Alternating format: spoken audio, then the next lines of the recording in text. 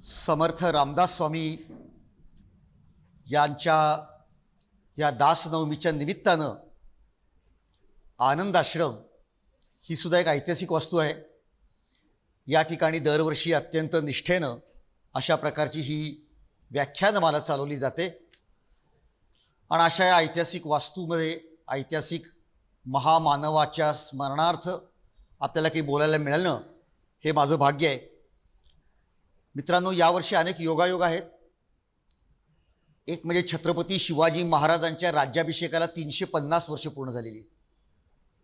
दुसरं, भारताच्या स्वातंत्र्य संग्राम जो झाला त्यालाही 75 वर्ष पूर्ण झाली.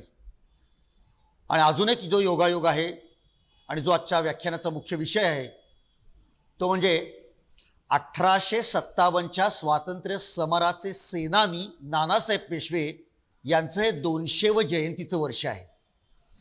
आणि हे सगळे योगायोग एकत्र विचारामध्ये घेता 1857 ते स्वातंत्र्य समर आणि त्यातलं नानासाहेबांची भूमिका या विषयावरती आज मी या ठिकाणी बोलतो आहे. तत्पूर्वी मला जो अत्यंत आनंद होतो आहे आणि आपल्या सगळ्यांना जो होतो आहे की समर्थ रामदास स्वामींनी छत्रपती शिवाजी महाराजांचं वर्णन करताना असं म्हणलं होतं, काय केलं शिवाजी महाराजांनी? प्रचंड वर्णन केले ना. रामदास स्वामींनी जितकं नेमकं वर्णन केलं ना तितकं नंतर हजारो पानांमध्ये सुद्धा लेखकांना वर्णन करता आलं नाही. इतकं नेमकं वर्णन रामदास स्वामींनी केलेलं आहे. म्हणजे अजूनसुद्धा शिवाजी महाराजांचं वर्णन करत असताना सर्वोत्तम काव्य कुणाचं तर ते रामदास स्वामींचं. त्यांनी पाहिलं शिवाजी महाराजांचं जीवन आणि मग शिवाजी महाराजांच्या जीवनातले बारकावे त्यांना माहिती आहेत. त्यात त्यांनी म्हणलंय, मोडिली मांडिली क्षेत्रे आनंद वनभुवनी. 1674ला शिवाजी महाराजांचा राज्याभिषेक झाला त्यावेळेस ते असं म्हणताय की काय केलं शिवाजी महाराजांनी, तर त्यांनी यवन आक्रमणामध्ये जी इथली तीर्थस्थानं मोडली गेली होती, विध्वंस झाला होता, भंग पावली होती, या शिवाजी राजानं ती पुन्हा मांडली, बांधली, जीर्णोद्धार केला. तिथे सण उत्सव जत्रा यात्रा पुन्हा चालू झाल्या. आणि खरं आहे, असे अनेक उदाहरणं आहेत, असे पुरावे. शिवाजी महाराज गोव्याला गेले होते. तिथे शिवाजी महाराजांच्या आधी कदंब नावाचे राजे होते. 300 वर्ष आधी त्यांनी सप्तकोटेश्वर महादेवाचं मंदिर बांधलं होतं. ते मंदिर पहिल्यांदा इस्लामच्या आक्रमणात भंग पावलं. मग विजयनगरच्या सम्राटांनी पुन्हा मंदिर बांधलं. ते पोर्तुगीजांच्या आक्रमणात भंग पावलं. शिवाजी महाराज तिथे गेले होते आणि त्यांना ही त्या दैवताची विटंबना समजली आणि शिवाजी महाराजांनी सांगितलं, याचं मंदिर पुन्हा बांधा. आणि अभिमानानं सांगतो, तिथे शिवाजी महाराजांनी मंदिर बांधलं. नार्वे नावाच्या गावात आजही सप्तकोटेश्वर महादेवाचं भव्य मंदिर आहे, शिवाजी महाराजांनी बांधलेलं. त्याच्यावरती शिवाजी महाराजांचा शिलालेख आहे. पण 350 वर्ष त्यानंतर तिथे पोर्तुगीजांचं राज्य होतं, पण त्या मंदिराचं विध्वंस करण्याची त्यांची हिंमत झाली नाही. याचं कारण असं, देवाचा अपमान तेव्हा होतो जेव्हा देवाचे भक्त दुबळे असतात. हे शिवाजी राजांनी बांधलेलं मंदिर आहे, त्याच्याकडे वाकड्या नजरेनं बघण्याची कोणाची हिंमत झाली नाही. असे शिवाजी महाराज तामिळनाडूला गेले होते. तिरुवन्नमलाई नावाच्या गावात गेले होते. तिथं 2 मंदिरं भंग पाहून त्याच्या मशिदी निर्माण करण्यात आल्या होत्या. शिवाजी महाराजांनी सांगितलं, पाडून टाका आणि पुन्हा मंदिर बांधा. आणि तिथे सोमात्ती पेरुमल आणि शोणाचलपती अशी 2 मंदिरं, एक शिवाचं आणि एक विष्णूचं, पुन्हा बांधण्यात आलं. म्हणजे जे रामदास स्वामी म्हणतायत ते अगदी बरोबर आहे. मोडिली मांडिली क्षेत्रे, यांनी पुन्हा एकदा तीर्थक्षेत्र जी मोडली होती ती मांडली. मग आनंद कुठला होतोय, तर यावर्षी शिवछत्रपतींचा 350वा राज्याभिषेक साजरा करत असताना 500 वर्षापूर्वी बाबर नावाच्या आक्रमकांनी आपल्या अयोध्येतलं जे रामाचं मंदिर उद्ध्वस्त केलं होतं, याच वर्षी आपण त्या ठिकाणी रामाचं भव्य मंदिर निर्माण करून दाखवलं. ही अत्यंत आनंदाची गोष्ट. हा शिवाजी महाराजांना दिलेला सर्वात मोठा सन्मान आहे, ही त्यांना वाहिलेली आदरांजली आहे. की आम्ही जर का पुन्हा हिंदू समाज जागृत झाला तर काय करू शकतो याचं उदाहरण म्हणजे हे राम जन्मभूमी हे आहे. मी तर असं म्हणतो, भारताच्या इतिहासातले 3 दिवस हे युगप्रवर्तक आहेत. पहिला दिवस म्हणजे 6 जून 1674 म्हणजे शिवाजी महाराजांचा राज्याभिषेकाचा दिवस. दुसरा दिवस 15 ऑगस्ट 1947 आपण स्वतंत्र झालो. आणि तिसरा दिवस 22 जानेवारी 2024 आणि आपण भाग्यवान आहोत की तो दिवस आपल्याला बघायला मिळाला. म्हणजे राम मंदिर होण्यासाठी गेल्या 76 लढाया झाल्या 500 वर्षात. त्या 4 लाख लोकांचं बलिदान झालं. त्या 4 लाख लोकांनी ज्या स्वप्नासाठी बलिदान केलं होतं ते त्यांचं अपुरं स्वप्न आपल्याला बघायला मिळालं. म्हणजे आपणच पूर्वजन्मी काहीतरी पुण्य केलं असेल. आणि दुसरं असं की आधुनिक तंत्रज्ञानामुळे आपल्याला घरात बसून बघायला मिळालं. नाही तर शिवाजी महाराजांचा राज्याभिषेक चालू होता, तो जे समोर होते त्यांना बघायला मिळालं, बाकीच्यांना कुठे बघायला मिळालं. पण आपल्याला मात्र टी व्हीवरती घरात बसून काय घडतंय ते क्षणाक्षणाला आपण बघत होतो. तर खरंच आपण भाग्यवान आहोत. अर्थात राम मंदिर झाल्यामुळे आनंद झालाय, पण आपली जबाबदारी वाढलेली आहे बरं का. आता तो उत्सव जरी आपल्याला प्रेरणादायी असला, जसं शिवाजी महाराजांचा राज्याभिषेक झाला 6 जून 1674 ज्येष्ठ शुद्ध त्रयोदशी, पण त्याच्यानंतर 150 वर्षांनी जे साम्राज्य निर्माण झालं त्यासाठी पुन्हा लाखो लोकांना बलिदान करावं लागलेलं आहे. तेव्हा आपल्या मनात जे आहे की नुसता भारत श्रेष्ठ दर्जाचा होऊन चालणार नाही, भारत हा विश्वगुरू व्हावा, जगातलं एक महान राष्ट्र व्हावं. आणि महान म्हणजे इतर कुणाला गुलाम करणारं महान नाही, तर सगळ्या जगाला मार्गदर्शन करणारा महान, अशी आपली हिंदू संस्कृती आहे. तर हिंदुत्व तत्वज्ञानाचं हेच तर वैशिष्ट्य आहे. पहा ना, एकाच घरामध्ये 5-6 माणसं राहतात.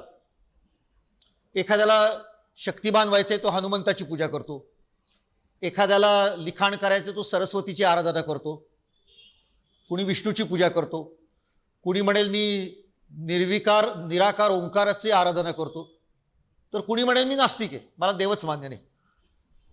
पण असे 5ही जण एकाच घरात राहू शकतात आणि ते काही एकमेकाच्या डोक्यात दगड घालत नाही की तुझा विचार मला पटत नाही, माझा विचार तुला पटत नाही, मग आपण दंगल करावी. असं होत नाही. माझाच देव तू मान्य केला पाहिजे म्हणून आपण जबरदस्ती करत नाही.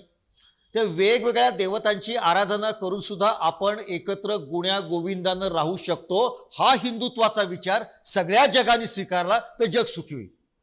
जग दुःखी का झालं? माझाच देव खरा, माझाच धर्म खरा, माझाच प्रेषित अंतिम आहे, माझा धर्म तू स्वीकारला नाही तर मी तुला कापूनच टाकणार. ही जी विचारसरणी मधल्या काळात जी निर्माण झाली, त्यांनी जी आक्रमणं केली, त्याच्यामुळे जगामध्ये हा विध्वंस निर्माण झालेला आहे. आणि म्हणून हिंदुत्वाचा विचार हा सगळ्या जगाला चांगला मार्ग दाखवणार आहे.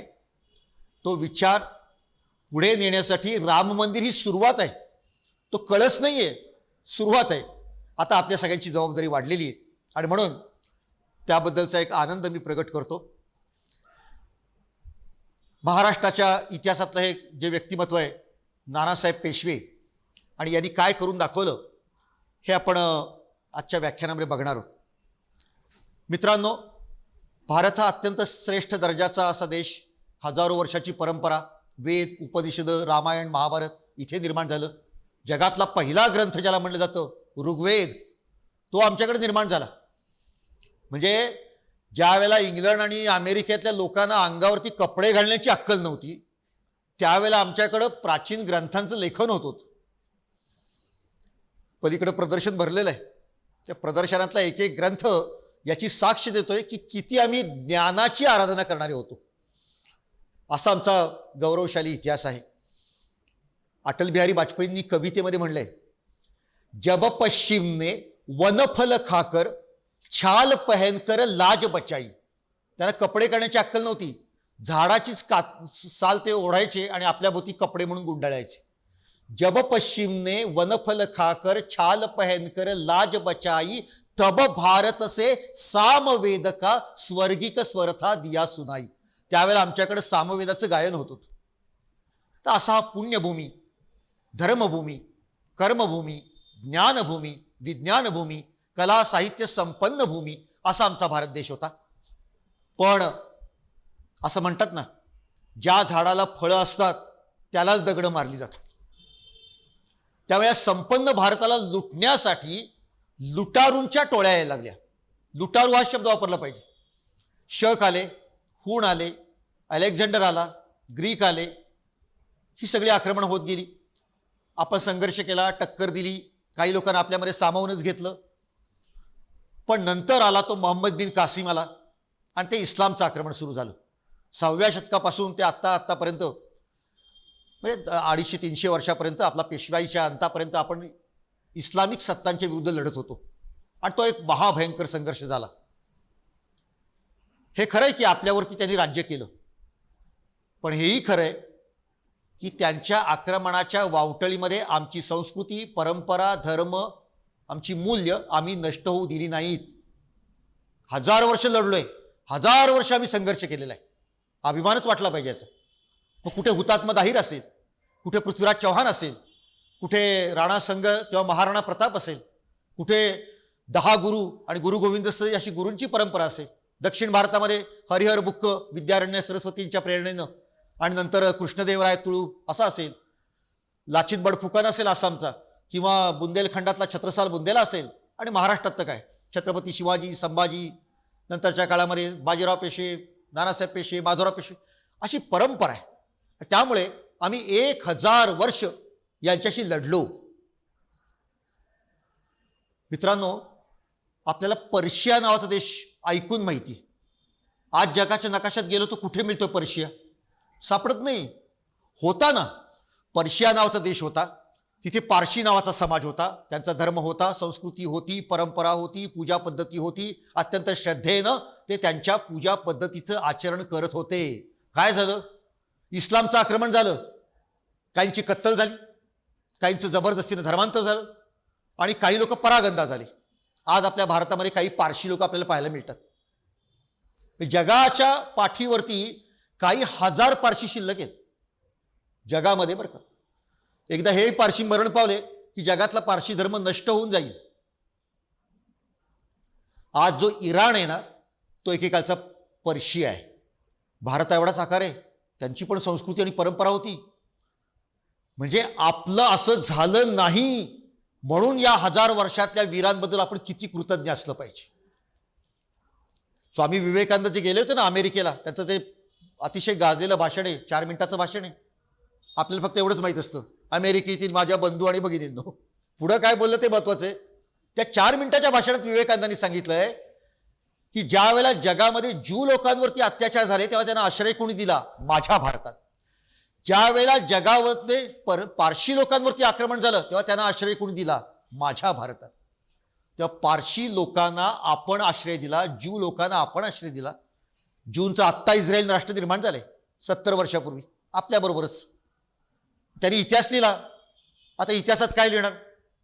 आम्ही ज्यू समाज, यहुदी समाज, आम्ही जिथं गेलो तिथं आमचा छळ झाला. 1000 वर्षाच्या इतिहासात त्यांनी हेच लिहिलं, आमचा जर्मनीत छळ झाला, आमचा रशियात छळ झाला, आमचा अमेरिकेत छळ झाला, आमचा इंग्लंडमध्ये छळ झाला. आणि सर्वात शेवटी असं लिहिलं, जगामध्ये सगळ्या देशांनी आम्हाला छळलं, फक्त एकच देश असा होता जिथे आम्हाला छळलं नाही, जिथे आम्हाला सन्मानाची वागणूक मिळाली, त्या देशाचं नाव भारत, असं त्यांनी लिहून ठेवलेलं आहे. हे अभिमानाचं. आम्ही कुणावर आक्रमण केलं नाही, उलट उदार अंतःकरणाने आम्ही इतरांना आश्रय दिला. पण मित्रांनो, विवेकानंद असं म्हणतात, ज्यूंना आम्ही आश्रय दिला, पारशींना आम्ही आश्रय दिला. उद्या जर का भारतातल्या हिंदूंनाच इथून पळून जावं लागलं तर जगात आपल्याला कोण आश्रय देईल? म्हणून तरी का होईना इथला हिंदू धर्म टिकला पाहिजे, सामर्थ्य संपन्न असला पाहिजे, संघटित असला पाहिजे, बलशाली असला पाहिजे आणि आपल्या स्वतःबद्दलचा प्रखर अभिमान असला पाहिजे. हे जे आपल्याला शिवाजी महाराजांनी वेगळं काय शिकवलं? हेच शिकवलं. तर जे अनेक वीर लढले, पण या सगळ्या वीरांच्या मध्ये शिवाजी महाराजांचं नाव वेगळं आहे. का वेगळं आहे? सगळेच वीर मोठे होते, म्हणजे महाराणा प्रताप काय, पृथ्वीराज चव्हाण काय, आम्हाला त्यांच्याबद्दल आदर आहे. पण इतिहास असं सांगतो की ते महापुरुष ज्या काळात लढले त्यांच्या मृत्यूनंतर काही काळाने त्यांचं काम बंद पडलं, लयाला गेलं. शिवाजी महाराजांचं उदाहरण वेगळं आहे. शिवाजी महाराजांच्या नंतर त्यांचं काम अस्ताला गेलं नाही, हे शिवाजी महाराजांचं खरं कौतुक. शिवाजी महाराजांचा राज्याभिषेक झाला तेव्हा राज्य केवढं होतं? 8 जिल्हे, पश्चिम महाराष्ट्रातले 4 जिल्हे आणि कोकणातले 4 जिल्हे, टिचभर राज्य होतं. टिचभर राज्याचा राज्याभिषेक झालेला हा राजा होता. पण एक टिचभर राज्य म्हणजे काय? वटवृक्षाचं बीज मोहरीपेक्षाही लहान असतं, पण त्या बीजामध्ये प्रचंड वृक्ष निर्माण करण्याची प्रेरणा असते. शिवाजी महाराजांच्या राज्याभिषेकामध्ये ती प्रेरणा होती. आणि म्हणून 100 वर्षांनी अटकपासून कटकपर्यंत आणि पेशावरपासून तंजावरपर्यंत विशाल हिंदवी साम्राज्य आपण निर्माण करून दाखवलं. म्हणजे कधी कधी एखादा विद्यार्थी प्रश्न विचारतो की शिवाजी महाराजांचा सर्वात मोठा पराक्रम कुठला. कोणाची चर्चा असते. कुणाला वाटतं अफजल खान वध, कुणाला वाटतं शाहिस्ते खानवरचा हल्ला, कुणाला वाटतं सुरतेची लूट, कुणाला वाटतं आग्र्यातून पळून यावं. मला एकदा विद्यार्थ्यांनी विचारलं, तुम्हाला काय वाटतं. मी म्हणलं, शिवाजी महाराजांच्या मृत्यूनंतर जे आपण करून दाखवलं ना, तो शिवाजी महाराजांचा सर्वात मोठा पराक्रम आहे. तो म्हणला, असं कसं काय. शिवाजी महाराजांच्या मृत्यूनंतर त्यांचा हाच तर पराक्रम आहे ना. एका कवीनं रामाचं वर्णन करताना असं म्हणलंय, रामाचा जन्म केव्हा झाला, त्यांनीच प्रश्न विचारला आणि त्यांनी उत्तर काय दिलं, स्वतःच उत्तर दिलं कवितेमध्ये. तो म्हणतो, ज्या वेळेला रावणाचा वध झाला तेव्हा रामाचा जन्म झाला. असं कसं काय बरं. त्याचा अर्थ असा आहे की कौसल्याच्या पोटी जे बाल जन्माला आलं ते तुमच्या आमच्यासारखंच होतं, एक सामान्य. पण गेली 5000 वर्ष तुमच्या आमच्या हृदय सिंहासनावरती जो राम प्रस्थापित झालेला आहे तो रावणाच्या वधानंतर जन्माला आला. त्यांनी पराक्रम करून दाखवला, म्हणून तो अजर अमर असं त्याचं नाव या भारतामध्ये आहे. तसं शिवाजी महाराजांचं खरं यश कुठे, तर त्यांच्या मृत्यूनंतर त्यांनी दिलेला विचार नष्ट झाला नाही. त्यांचा विचार उराशी बाळगून याच पुणे शहरातून निघालेले वीर एका हातात तलवार दुसऱ्या हातामध्ये भगवी पताका घेऊन घोडदौड करत राहिले. आणि त्यांनी नर्मदा ओलांडली, त्यांनी यमुना ओलांडली, त्यांनी सिंधू ओलांडली आणि विशाल साम्राज्य निर्माण करून दाखवलं. हा शिवाजी महाराजांचा सर्वात मोठा विजय होता. प्रचंड आपण काम करून दाखवलेलं आहे. शिवाजी महाराजांचा मृत्यू झाला, औरंगजेबाला बातमी कळली, औरंगजेब दक्षिणेत आला. 3 बादशाह होते, एक कुतुबशाह होता, एक आदिलशाह होता आणि शिवाजी महाराजांचं राज्य. शिवाजी महाराजांचा तर मृत्यू झालेला आहे. तो म्हणला, एका धडकेमध्ये सगळं नष्ट करतो, म्हणजे मी कन्याकुमारीपर्यंत सरळ जाऊ शकेन आणि हा सगळा भारत मी इस्लामचा करू शकेन. आणि खरं आहे, त्याची ताकद अफाट होती, अफाट ताकद होती. 7 लाखाचं सैन्य घेऊन तो उतरला होता. अफगाणिस्तानपासून बंगालपर्यंत प्रचंड विशाल अशा भूमीचा तो सुलतान होता. जगामध्ये एवढं मोठं साम्राज्य मध्ययुगामध्ये फार कमी लोकांचं आहे. असं औरंगजेबाच्या ताब्यातली भूमी बघितली तर प्रचंड होतं. आणि जी कुतुबशाही, जिला 200 वर्षाचा इतिहास आहे, ती नष्ट करायला औरंगजेबाला 1 वर्ष लागलं. जी आदिलशाही, जिला 200 वर्षाचा इतिहास आहे, ती नष्ट करायला औरंगजेबाला 1 वर्ष लागलं. आणि हे मराठ्यांचं राज्य आत्ता 35 वर्षापूर्वी निर्माण झालेलं आहे. शिवाजी तर गेलेला आहे आणि आता 25-26 वर्षाचा संभाजी नावाचा तरुण मुलगा त्यांचा छत्रपती झालेला आहे. ते नष्ट करायला किती वेळ लागेल. 2 वर्ष, 3 वर्ष, 5 वर्ष. काय झालं, 27 वर्ष लढला औरंगजेब. 27 वर्ष मराठ्यांचं राज्य नष्ट करायला तो लढला, पण मराठ्यांचं राज्य त्याला नष्ट करता आलं नाही. काय कमाल आहे. मी तुम्हाला गंमत सांगतो, औरंगजेब 1707ला मेला, त्याचं मृत्यूपत्र मिळालंय. त्या मृत्यूपत्र 12 कलमी मृत्यूपत्र आहे, त्यातलं 12वं कलम काय आहे. तो म्हणतो, माझ्या आयुष्यातली सर्वात मोठी चूक हा शिवाजी जेव्हा आग्र्याला आला होता आणि कैदेत मी त्याला टाकलं होतं ना, तिथून तो माझ्या हातनं निसटला. म्हणजे मी त्याला त्याच्यावेळेला मारायला पाहिजे होता, त्याला मी त्यावेळेला मारलं नाही. माझे जे कैदीमध्ये रक्षण करणारे जे कोणी सैनिक होते ते 1 सेकंद बेसावत राहिले. तो पेटारा नीट उघडून बघितला नाही. त्यांचा तो 1 सेकंदाचा गलथानपणा इतका महागात पडला की मला 27 वर्ष इथून बसावं लागलंय, तरी महाराष्ट्र पराभूत झाला नाही. तर हे आपल्याला लक्षामध्ये येतं की कशा प्रकारे विलक्षण शिवाजी महाराजांनी निर्माण करून दाखवलं. आणि औरंगजेब गेल्यानंतर आता काय, शिवाजी महाराज असताना एक दिशा होती, स्वराज्य निर्माण करायचं. शिवाजी महाराजांच्या मृत्यूनंतर संभाजी महाराज, राजाराम महाराज, ताराराणी यांनी एक दिशा दिली होती, औरंगजेबाशी संघर्ष करायचा. औरंगजेब गेल्यानंतर थोडीशी दिशाहीन ज्याला म्हणतात, ध्येय नक्की नाही, अशा प्रकारची अवस्था होती. त्यात परत ताराराणी आणि शाहू महाराज, मी सातारची गादी आणि कोल्हापूरची गादी यांच्यात झालेला आपापसाचा संघर्ष. अशा वेळेला जी व्यक्ती आली तिचं नाव बाळाजी विश्वनाथ भट.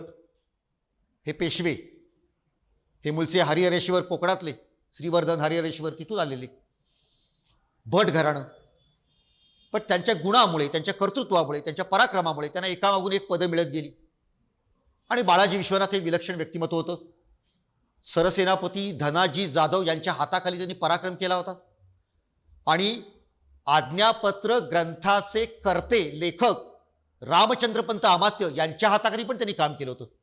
तेव्हा राजकारणामध्ये जी बुद्धी आणि चातुर्य लागतं ते सुद्धा, आणि जे रणांगणावरती लढण्याचं कौशल्य लागतं ते सुद्धा बाळाजी विश्वनाथ यांनी आत्मसात केलेलं होतं. त्यांना सेनाकर्ते पद आधी मिळालं होतं. आणि असं करता करता 1713 त्यांना पेशवा म्हणजे पंतप्रधान पद मिळालं. 1713 ते 1720 7 वर्ष त्यांनी काम केलं. पण सर्वात मोठं काम काय केलं या काळात? त्यावेळेला शाहू महाराजांच्या मातोश्री येसुबाई साहेब मोगलांच्या कैदेत होत्या दिल्लीमध्ये, लाल किल्ल्यामध्ये. ते शाहू महाराज म्हटले, मी छत्रपती झालो पण माझी आई शत्रूच्या कैदेत आहे, माझ्या राजेपणाला काय अर्थ आहे, तिची मुक्तता झाली पाहिजे. मग त्यावेळेला बाळाजी विश्वनाथ भट यांनी दिल्लीमध्ये जे काही गट आणि तट होते त्याबरोबर त्या अंतर्गत राजकारणाचा फायदा घेऊन दिल्लीवरला धडक मारली आणि दिल्लीतून येसुबाई साहेबांची मुक्तता केली. 30 वर्ष कैदेत होत्या बाईसाहेब, 30 वर्ष. एक महान व्यक्तिमत्व. शिवाजी महाराजांच्या सुनबाई, संभाजी महाराजांच्या धर्मपत्नी आणि शाहू महाराजांच्या मातोश्री 30 वर्ष कैदेमध्ये होत्या, पण त्यांची सन्मानानं मुक्तता झाली. आणि त्याचबरोबर मराठ्यांना चौथाई आणि सरदेशमुखीचे हक्क मिळाले, 6 सुभ्यांचे. म्हणजे आजच्या भाषेत 6 राज्य म्हणता येते, दक्षिणेतली 6 राज्य. म्हणजे राज्य कोणाचं? मोगलांचं. पण तिथे पैशाची वसुली कोणी करायची? मराठ्यांनी करायची. याचा अर्थ काय? मोगल दुबळे झालेत म्हणून त्यांनी आपल्यालाही काम दिलं होतं. पुढे बाळाजी विश्वनाथ भट यांचा मृत्यू झाला. मग बाजीराव आले. बाजीराव विलक्षण व्यक्तिमत्व आहे. 20 वर्ष बाजीरावांची कारकीर्द आहे. बाजीरावांनी विलक्षण पराक्रम करून दाखवला. ते एक स्वतंत्र व्याख्यानाचा विषय, बाजीरावांनी केलेला पराक्रम. आपल्याला हल्ली ते चित्रपटाचं नाव बाजीराव आणि मस्तानी, ते मस्तानीचं नाव घेतल्याशिवाय बाजीराव पोचवताच येत नाही. हल्लीची मुलं म्हणतात काय केलं बाजीरावांनी? मस्तानीवरती प्रेम केलं आणि प्रेम करून फार कंटाळा आला तर मध्ये मध्ये लढायला जात असेल असं वाटावं, असं काहीतरी कथा, कादंबरी, नाटक आणि चित्रपटातलं चित्र रंगवलं जातं.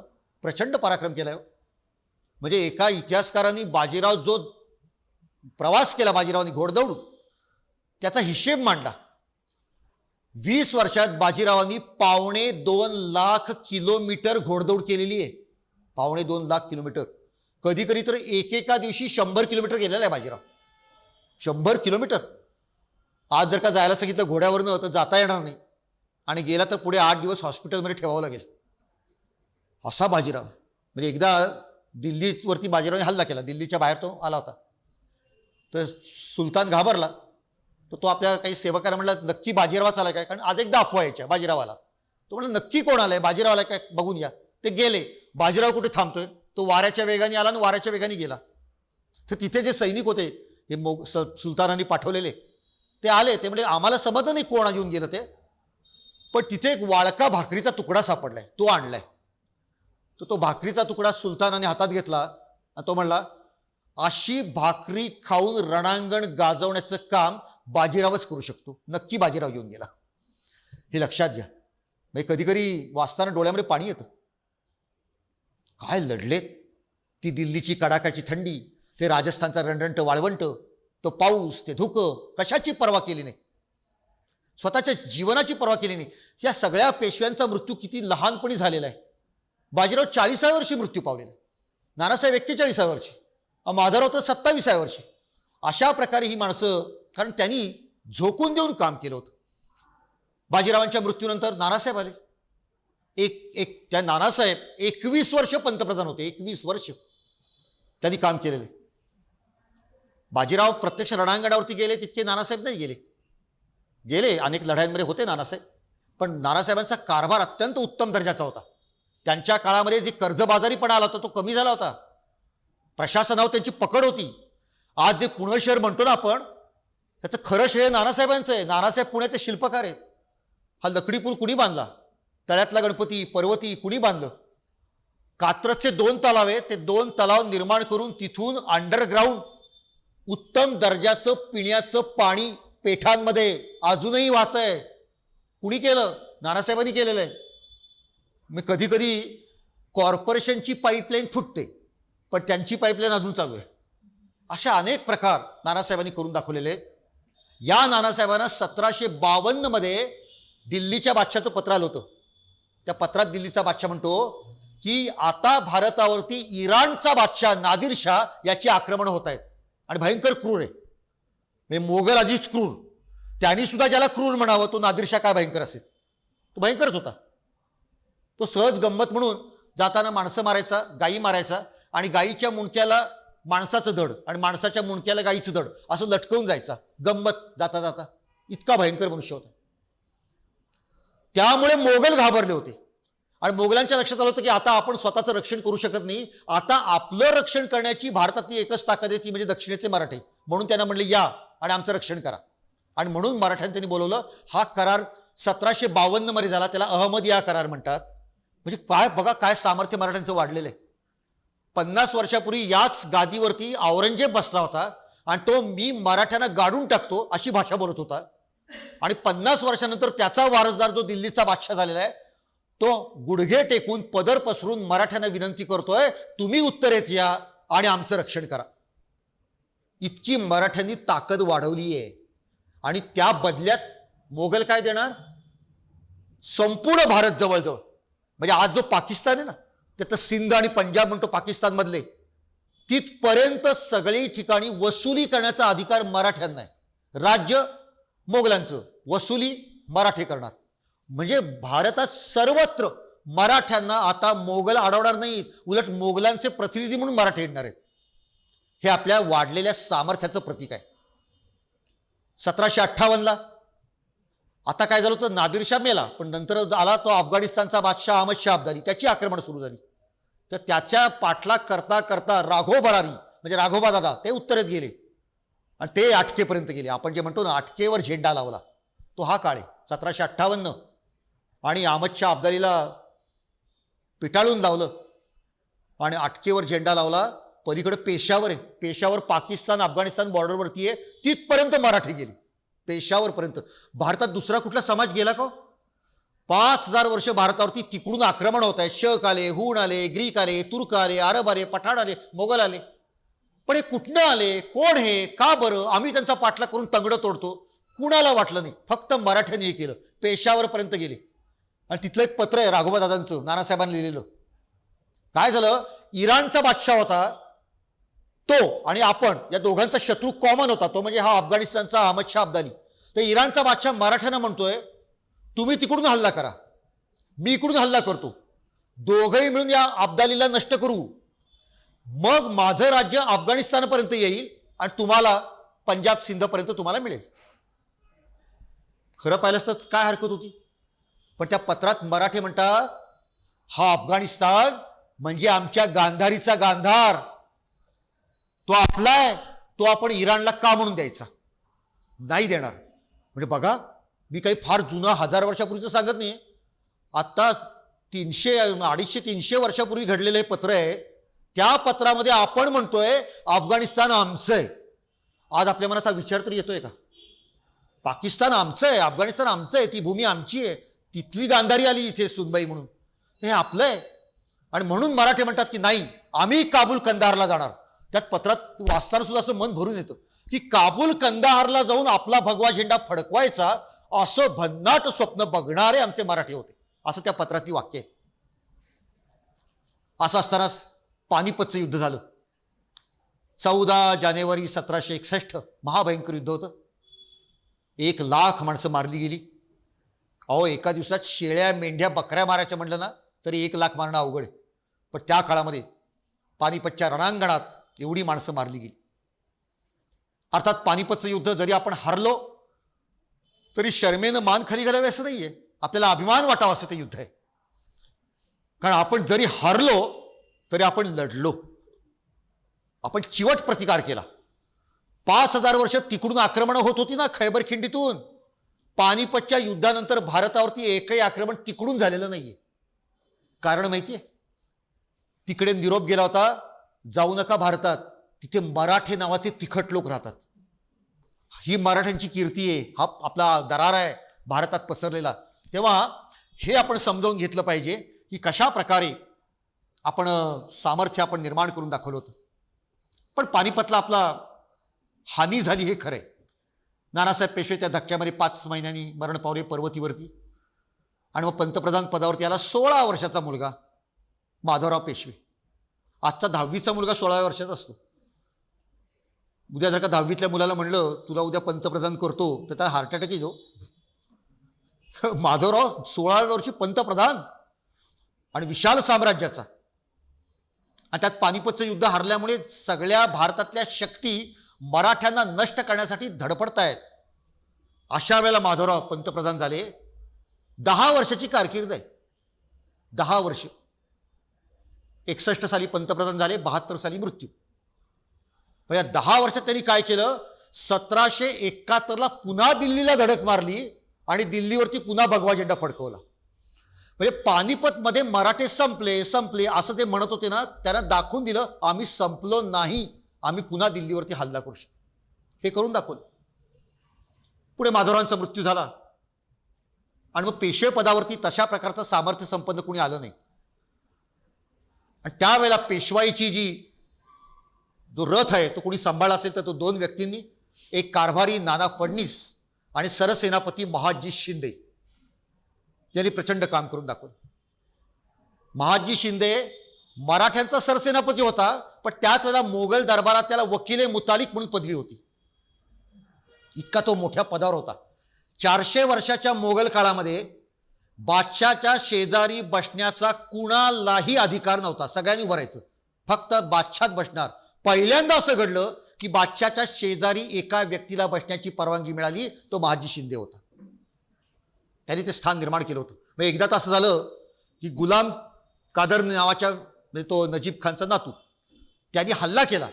त्या हल्ल्यामध्ये महादजी शिंदे नव्हते दिल्लीमध्ये. त्यांनी त्या शाह आलम जो बादशाह होता त्याला गादीवरनं खाली ओढलं आणि त्याच्या छातीवर बसून त्याचे डोळे फोडले. पुढे आला महादजी, जेव्हा तिथे तो बादशाह म्हणला बघ माझे डोळे फोडले, तर तो महादजी म्हणला मी याचा सूड उगवतो. आणि महादजींनी त्याच्यावर हल्ला केला गुलाम कादीरवर आणि गुलाम कादीरला पकडून आणलं, त्याचे डोळे फोडले, त्याचं मुंडकं उडवलं.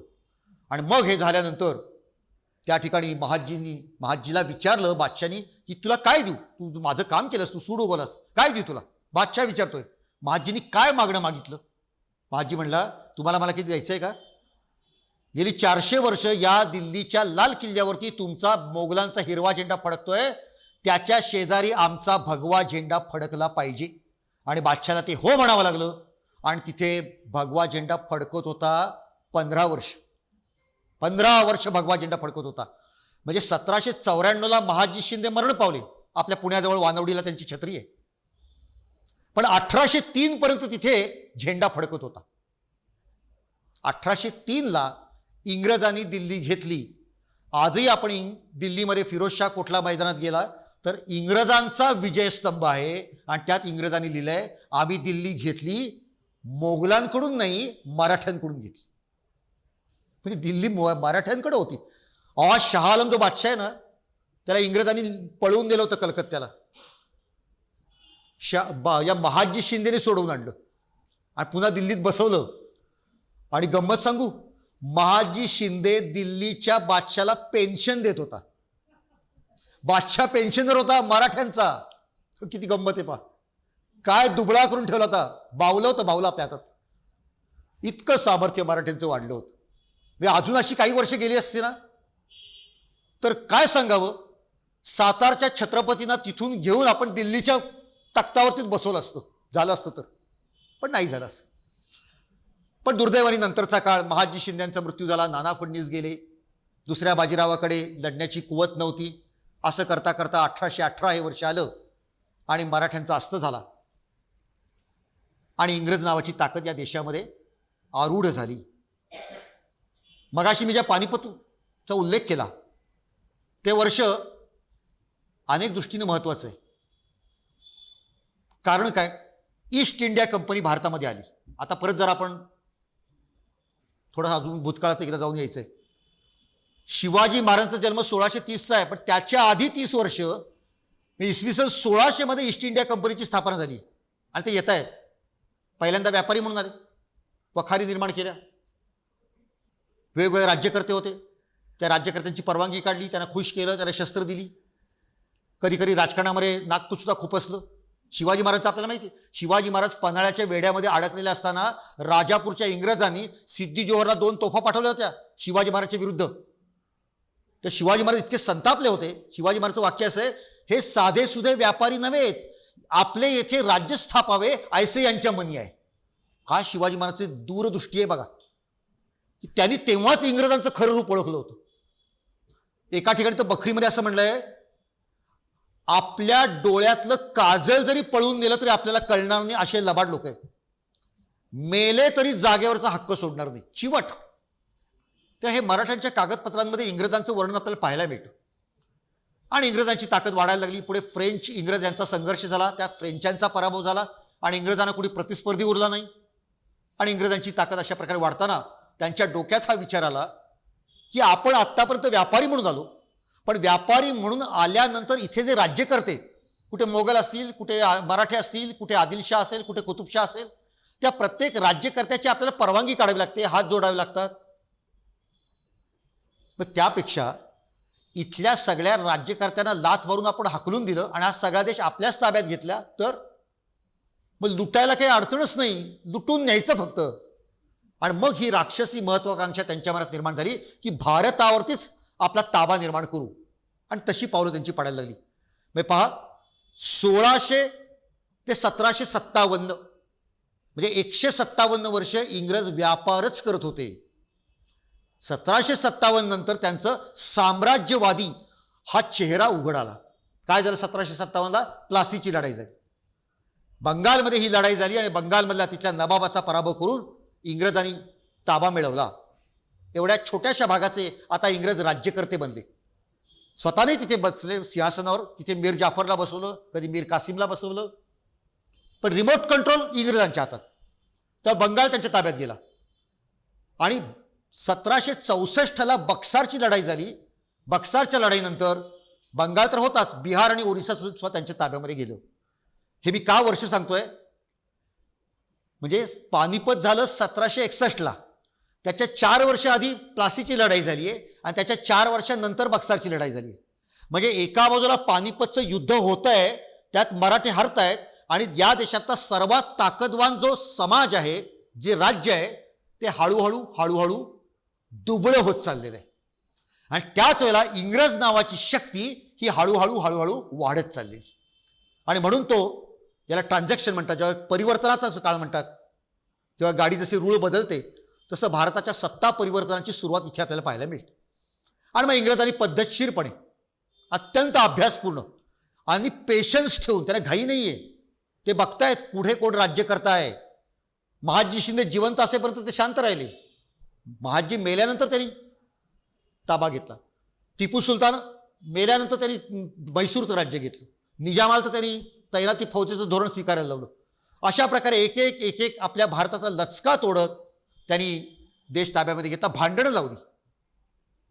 1818ला आपण मराठी गेले, काय भयंकर आहेत. सातारला प्रतापसिंह राजे होते, इथे दुसरा बाजीराव होता. इंग्रज प्रतापसिंहला म्हणताय, अरे तू छत्रपती ना, हे राज्यावर तुझा अधिकार आहे, हा पेशवा सगळं घेऊन बसलाय, तू असं कर, तू आमच्या बाजूला ये. म्हणजे पेशव्याच्या ताब्यातलं सगळं राज्य आम्ही तुला देतो. अहो, त्याला खरं वाटलं आणि त्यांनी पेशव्यानं साथ दिली नाही. पेशव्यांचा पराभव झाला. आणि मग काही वर्षामध्ये इंग्रजांनी याच प्रतापसिंहला, जो छत्रपती शिवाजी महाराजांचा वारसदार आहे, छत्रपती आहे मराठ्यांचा, त्याला गुरांच्या गोठ्यात बसवलं आणि हाकलून दिलं महाराष्ट्रातून. मी कशी भांडणं लावली. आज सुद्धा जे जातीभेदाचं विक्राळ स्वरूप जे आपल्याला पाहायला मिळतं, त्याची सुरुवात तिकडून आहे. जातीमध्ये भांडणं, खालच्या जातीला म्हणायचं या वरच्या लोकांनी, सवर्ण लोकांनी, ब्राह्मण लोकांनी तुमच्यावर अत्याचार केले, अन्याय केला, तुमच्या गळ्यात गाडगं मडकं बांधलं, असं सांगत राहायचं, सदैव विष कालवत राहायचं. हे त्यांनी केलं. इतिहासाची पुस्तकं कोणी लिहिली? आमची चूक ही की आम्ही आमचा इतिहास लिहिला नाही, त्यांनी लिहिला. शिवाजी महाराजांचा इतिहास कोण लिहितंय? ग्रँड डफ हा प्रशासकीय अधिकारी आहे. राजस्थानचा इतिहास कोण लिहिते? टॉड नावाचा अधिकारी. आणि मग यांनी इतिहासामध्ये चुका केल्या, झाल्या नाहीत, मुद्दामून केल्या, त्यांना पाहिजे तसा इतिहास लिहिला. आर्य बाहेरातून आले. आपण नाही का लहानपणी शिकलो आर्यांचे आगमन. कशासाठी असं लिहायचं? आर्य बाहेरून आले, तुम्ही त्यांना स्वीकारलत ना, मग आम्ही बाहेरून आलो तर बिघडलं कुठं? आम्हाला पण स्वीकारा. हा लॉजिक त्याच्यामध्ये आहे. अशा प्रकारे इंग्रजांनी विकृत इतिहास लिहिला, पुस्तकं लिहिली आणि आमच्या समाजाने त्यावर विश्वास ठेवला. भल्या भल्या लोक त्याला फसली, तर त्यांचीच पुस्तकं होती शाळेमध्ये, महाविद्यालयामध्ये. हा सगळा प्रकार सुरू झाला. आणि 1818ला पुण्याच्या शनिवार वाड्यावरती, ज्या ठिकाणी एकेकाळी शिवरायांचा प्रिय असा भगवा जरीपटका फडकत होता, तो खाली उतरला आणि त्या ठिकाणी इंग्रजांचा युनियन जॅक फडकायला लागला. बाजीराव पेशव्याला सांगितलं इंग्रजांनी, राज्य तर आम्ही घेणारच आहोत, पण तू महाराष्ट्रात राहायचंच नाही. हाकलून दिलं आणि त्याला मग जागा दिली, ती कानपूरच्या जवळ बिठूर किंवा ब्रह्मावर्त ज्याला म्हणतात, ती जागा त्याला दिली. आणि छत्रपतींना सांगितलं, प्रतापसिंहना, तुम्ही पण राहायचं नाही. आणि त्यानं हाकलून दिलं आजचं बनारस म्हणजे काशी. म्हणजे इंग्रजांना यांच्याबद्दल भीती वाटत होती, मराठ्यांबद्दल. तुम्हाला एक सांगू, त्या काळात इंग्रजांनी एक प्रॉथर नावाचा अधिकारी होता, त्याला दारुगोळा दिला आणि तोफा दिल्या. काय काम सांगितलं माहिती आहे का? हे मराठ्यांचे किल्लेत ना, पाडून टाक, उद्ध्वस्त कर. म्हणजे इंग्रजांना राजस्थानच्या आणि कर्नाटकाच्या किल्ल्यांची नाही भीती वाटली, मराठ्यांच्या किल्ल्यांची पण भीती वाटायची. या किल्ल्यातून यांना परत प्रेरणा मिळेल आणि परत हे स्वातंत्र्याचा संग्राम करतील, किल्ले पाडायला सांगितले. ही मराठ्यांची दहशत होती, दरारा होता, भीती होती. आणि मराठ्यांच्या रक्तामध्येच स्वातंत्र्याबद्दलचं प्रेम आहे. प्राचीन काळी एक प्रवासी आला होता, युएन स्वँग, त्यांनी लिहिले, हे मराठे दिल्ले घेतले असे बोलताती. म्हणजे मराठे भांडकुदळे. म्हणजे भांडकुदळ हा शब्द म्हणलं तर वाईट आहे, पण न्यायासाठी, हक्कासाठी, स्वातंत्र्यासाठी लढणं हे मराठ्यांच्या रक्तामध्ये आहे, हे आपल्याला इतिहासातनं पाहायला मिळतं. तसं झालं. आणि हा दुसरा बाजीराव हा बिठूरला गेला. आणि इथून आता आपल्याला जे बघायचं आहे ते नानासाहेब पेशवे. मित्रांनो, आपण पुण्यावरनं मुंबईला जात असताना वाटेमध्ये कर्जत स्टेशन लागतं, की ते वडापाव वगैरे प्रसिद्ध आहे कर्जत. कर्जत खोपोली आपण त्याला म्हणतो. त्या कर्जतपासून 4 किलोमीटर अंतरावरती एक गाव आहे, त्या गावाचं नाव आहे वेणगाव. आजही छोटंसं गाव आहे, 200 वर्षापूर्वी केवढंसं गाव असेल. त्या गावामध्ये एक भट कुटुंब राहत होतं, महादेव भट, त्यांची बायको गंगाबाई, त्यांना 3 मुलं होती. असं 5 जणांचं छोटंसं कुटुंब होतं, पण घरामध्ये दारिद्र्य होतं. मग कुणीतरी त्यांना सल्ला दिला की तुम्हाला 2 वेळच्या खायची पण भ्रांत आहे. मग हा दुसरा बाजीराव बिठूरला गेलेला आहे. आणि बाजीराव तिकडे गेल्यानंतर त्याच्या पदरी आश्रित ज्याला म्हणतात, असे 250-300 माणसं होती. त्यांनी वाडा बांधला होता तिथे, चांगला छान राहत होता. त्याला 8 लाख रुपये पेन्शन होती, त्या चांगला त्या काळात तो सुखाने राहत होता. तर यांना कुठेतरी सल्ला दिला, तिकडे का जात नाही, तुम्ही पण भट आहात, तेही मूळचे भटच पेशवे म्हणजे, जरा 2 वेळची खायचे तर तुमचा प्रश्न सुटेल. आणि हा सल्ला त्या भट कुटुंबाला पटला आणि इथून ते निघाले, ते बाजीरावाकडे गेले. आणि तिथे काय झालं, बाजीरावाला मुलबाळ नव्हतं. आणि म्हणून हा बाजीराव एखादा चांगला, हुशार, चतुर, चुणचुणीत मुलगा आपल्याला दत्तक घेता येईल का असा विचार करत होता. आणि असा विचार करत असताना त्याला या भट कुटुंबातला एक मुलगा, त्याचं नाव होतं धोंडू, हा मुलगा आवडला आणि त्यांनी त्याला दत्तक घेतला. तो धोंडू म्हणजेच धोंडोपंत, म्हणजेच 1857चे नानासाहेब पेशवे. यांचा जन्म महाराष्ट्रात कर्जतजवळ वेणगावला 8 डिसेंबर 1824 रोजी झाला. म्हणून मी म्हटलं हे वर्ष हे नानासाहेबांचं 200व जयंती वर्ष आहे. या वर्षीच्या 8 डिसेंबरला त्यांच्या जन्माला 200 वर्ष पूर्ण होत आहेत. आणि मग केवढा मोठा वारसा, म्हणजे एखाद्या माणसाचं नशीब कसं त्याला बदलून टाकतं. कालपर्यंत 2 वेळाला जेवायला मिळेल का अशी भ्रांत, आणि तिथे गेल्यानंतर प्रचंड मोठ्या संपत्तीचा वारसदार. पण हा वारसा केवळ संपत्तीचा होता का, केवळ दागदागिन्यांचा होता का, केवळ सोना नाण्याचा होता का? नाही. अहो, ज्या घराण्यामध्ये बाळाजी विश्वनाथ भट झाले, बाजीराव झाले, चिमाजी अप्पा झाले, नानासाहेब झाले, सदाशिव भाऊ झाले, राघव भरारी झाले, माधवराव झाले, असा पराक्रमाचा वारसा ज्यांना आहे की ज्यांच्या तलवारीला सगळा हिंदुस्थान थरथरून कापतोय, असा घराण्याचा वारसा मिळाला. हा वारसा केवढा मोठा आहे. पैशाचा वारसा कुणालाही मिळेल, घराण्याचा हा वारसा, आणि तो वारसा नानासाहेबांना मिळाला आहे. आणि नानासाहेब मग एका वेगळ्या प्रकारच्या वातावरणात वाढायला लागले. त्यांचं प्रशिक्षण हे सगळं चांगल्या प्रकारे चालू झालं. ते शस्त्रविद्या शिकले. त्यांना अनेक प्रकारची आवड, त्यांच्यावर चरित्र लिहिले. त्यांना अनेक गोष्टींचा संग्रह करण्याची आवड होती. त्यांनी शस्त्रांचा प्रचंड मोठा संग्रह केला होता. त्यांच्या कमरेची तलवार 3 लाखाची होती. रत्नजडित तलवार ते कमरेला असायची. त्यांना प्राणी पाळण्याचा आवड होता. फार मोठं त्यांनी प्राणी संग्रहालय आणि अत्यंत दुर्मिळ असे लांबून आणलेले प्राणी त्यात ठेवलेले होते, याची त्यांना आवड होती. टॉड नावाचा एक अधिकारी नेमला होता त्यांना इंग्रजी वृत्तपत्र वाचून दाखवायला. त्यामुळे इंग्रजी वर्तमानपत्र वाचल्यामुळे जगामध्ये काय चाललेलं आहे हे त्यांना कळत होतं. म्हणजे त्यांची दृष्टी विकसित होत होती. अशा प्रकारे सगळं चालू होतं. आणि त्यांचं जेव्हा शस्त्र प्रशिक्षण चालू होतं तेव्हा त्यांना तिथे जीवाभावाचे सवंगडी मिळाले. त्यातला एक होता आपल्याच महाराष्ट्रातल्या नाशिक जवळचं येवला जे गाव आहे तिथला रामचंद्र भट, ज्याला आपण तात्या टोपे या नावाने ओळखतो, सेनापती तात्या टोपे. त्याची मैत्री झाली. तात्या खरं तर त्यांच्यापेक्षा 10 वर्षांनी मोठा होता. त्यांचा जन्म 1814चा, पण दोघांची मैत्री झाली, ती अखेरपर्यंत राहिली. आणि त्याच ठिकाणी बाजीरावांचा एक भाऊ होता. दुसऱ्या बाजीरावाच्या भावाचं नाव पण चिमाजी होतं. तो काशीला राहत होता. तिथे त्यांचा आश्रित होते मोरोपंत तांबे. मोरोपंत तांब्यांना एक मुलगी जन्माला आली. ती गंगेच्या काठी जन्माला आली म्हणून तिचं नाव ठेवलं मनकर्णिका. तिला लोक म्हणायचे मनू किंवा छबेली. आणि हीच मनकर्णिका पुढे झाशीची राणी झाली. चिमाजी अप्पा मेल्यानंतर मोरोपंत तांबे बिठूरला आले आणि ही मुलगी पण तिथे आली. आणि जेव्हा तिथल्या नदीच्या काठावरती ही सगळी मुलं लाठी काठी बोथाटी तलवार दांडपट्टा घोडसवारी हे सगळं शिकायची, त्या ही मुलगी तिथल्या वस्तादांना म्हणायची मला पण हे शिकायचं. तर ते म्हणले की तू मुलगी ना, तू काहीतरी सागर गोठ्यात भातुकली खेळलं पाहिजे. पण तिने हट्ट धरला. मग ते म्हणले ये बघ जमतंय का तुला. आणि ती आली आणि ती जी खेळायला लागली ती सगळी मुलं चकित झाली. ती जेव्हा त्या मुलांच्या बरोबर घोड्यावरनं शर्यत लावायला लागली तेव्हा सगळ्या मुलांच्या पेक्षाही पुढे जायला लागली. असा अद्भुत अशा प्रकारचा पराक्रम हा तिच्यामध्ये होता. थक्क करणारं असं तिचं सळसळणारं असं व्यक्तिमत्व होतं. सुभद्रा कुमारी चौहान फार महान कवयित्री, त्यांनी लिहिलेलं आहे, त्यांच्या गाजलेली कविता आहे.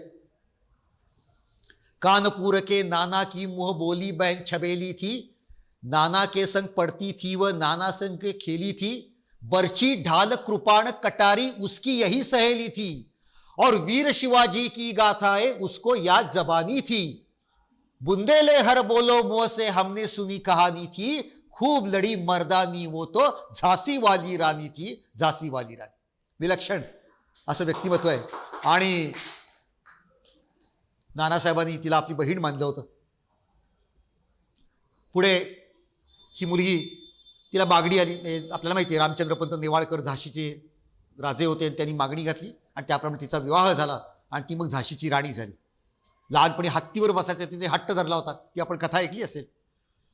पण तिला लोक म्हणले तू नानासाहेब आहे ते पेशव्यांचा वारसदार आहे, तू हत्तीवर बसणार, तुला कसं काय परवानगी मिळेल, तू आश्रिताची मुलगी. तेव्हा ती सहज बोलून गेली की एक दिवस माझ्या दारामध्ये 100 हत्ती झुलतील. ते खरं झालं. अशा प्रकारची एका राज्याची राणी झाली. असे हे नानासाहेब मोठे होत आहेत. अजून त्यांचं वैशिष्ट्य म्हणजे त्यावेळेचे इंग्रज अधिकारी होते त्यांचे आणि नानासाहेबांचे बाजीरावांचे सुद्धा चांगले प्रेमाचे संबंध होते. मोठ्या प्रमाणात इंग्रजांचं येणं जाणं होतं. कानपूर किंवा त्या परिसरात असणाऱ्या कुठल्या इंग्रज अधिकाऱ्याला सहज हवा पालटासाठी चक्कर मारावीशी वाटली तर ते नानासाहेबांना निरोप पाठवायचे. नानासाहेब गाडी पाठवायचे, घोडागाडी वगैरे असेल ते पाठवायचे. इंग्रज तिथे यायचे, 4-5 दिवस राहायचे, मौज मजा करायचे. नानासाहेब अनेक प्रकारे त्यांच्यासाठी खेळ आयोजित करायचे, त्यांना आवडतील अशा प्रकारचे खेळ. त्यांना मेजवानी द्यायचे, त्यांच्यासारखी नृत्यकाचे कार्यक्रम आयोजित करायचे. अशा प्रकारे नानासाहेब सर्व इंग्रजांना अतिशय आनंदात ठेवत होते. असं सगळं चालू होतं. असं सगळं चालू असतानाच 1751 हे वर्ष आलं आणि दुसरा बाजीराव हा त्याच्या म्हातारपणामुळे वार्धक्यामुळे मरण पावला. दुसऱ्या बाजीरावाबद्दल काही आदराने बोलावं असं नाही आहे, त्यांनी काही तसं काही कर्तृत्व गाजवलं नाही. पण दुसरा बाजीराव मेला. आता नानासाहेबांना वाटलं की बाजीराव मेलेला आहे, मी त्याचा मुलगा आहे, तेव्हा मला जी काही पेन्शन जी होती ती मला पण चालू राहणार कारण मी वारसदार आहे. आणि म्हणून त्यांनी रितसर अर्ज केला की मला ती पेन्शन चालू ठेवा. आणि इंग्रजांनी त्या अर्जाचं उत्तर पाठवलं की तुम्ही दत्तक पुत्र असल्यामुळे तुम्हाला पेन्शन देता येणार नाही. आता तुम्ही कल्पना करा, जे काही 300-400 लोक, हत्ती घोडे, एवढा प्रचंड तो लवाजमा, ते सांभाळ करायचा कसा? दुसरं तुम्ही आम्हाला काही ठेवलंच नाही आहे आणि सगळं आमचं राज्य तर घेतलेलं आहे.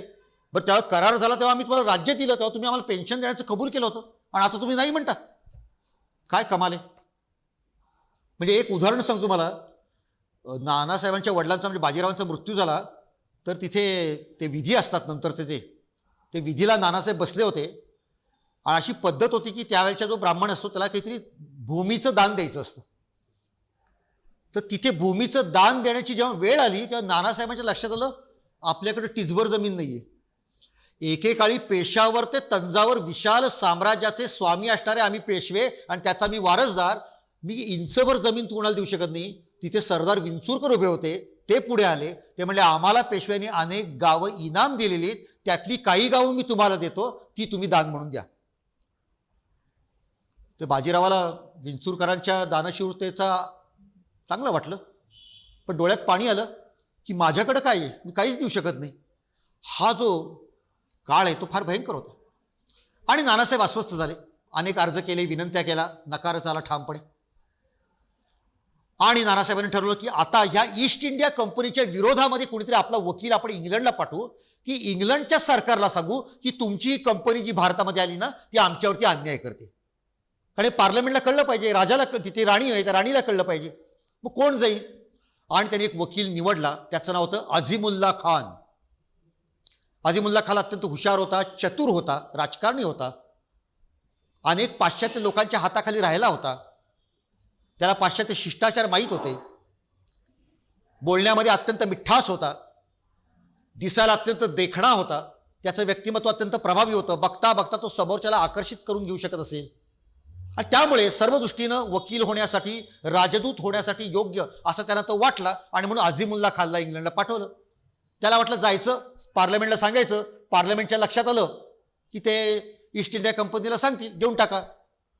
पण त्याचा भ्रमनिराश झाला, असं काही घडायचं नव्हतं. तर त्याला पूर्णपणे निराशा झाली, त्याचा अपेक्षाभंग झाला. पण तो इंग्लंडमध्ये गेला असताना तर इंग्लंडमध्ये एका माणसाची भेट झाली, एका मराठी माणसाची भेट झाली. त्याचं नाव रंगो बापूजी गुप्ते. हे सुद्धा भारताच्या इतिहासातलं फार मोठं नाव आहे. रंगोजी हे सातारजवळचे, त्यांचं मूळ गाव कारी, रायरेश्वर किल्ल्याच्या पायथ्याशी.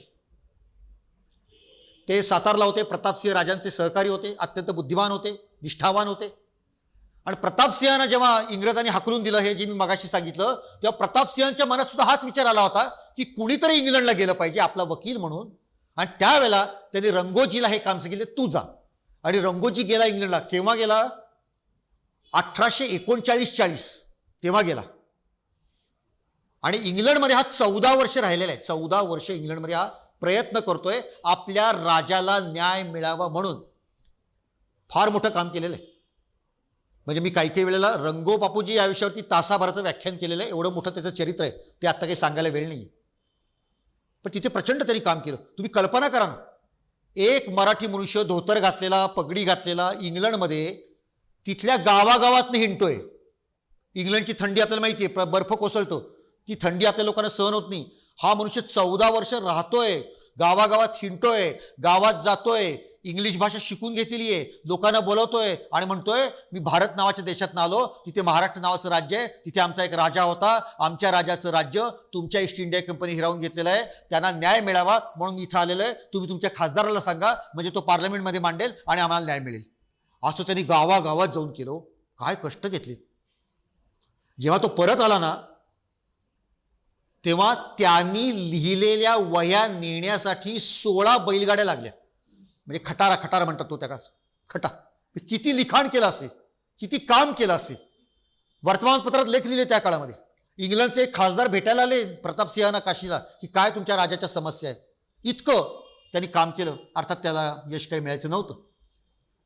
पण जाताचा गंमत सांगतो, तुम्ही कधी जर का राजा केळकर म्युझियममध्ये गेलात तर रंगो बापूजी गुप्ते यांना इंग्लंडच्या लोकांनी एवढं चांदीचं तबक भेट म्हणून दिलं की तू तुझी जी राजनिष्ठा दाखवलीस त्याबद्दल तुला हे तबक भेट. ते रंगोजी घेऊन आला.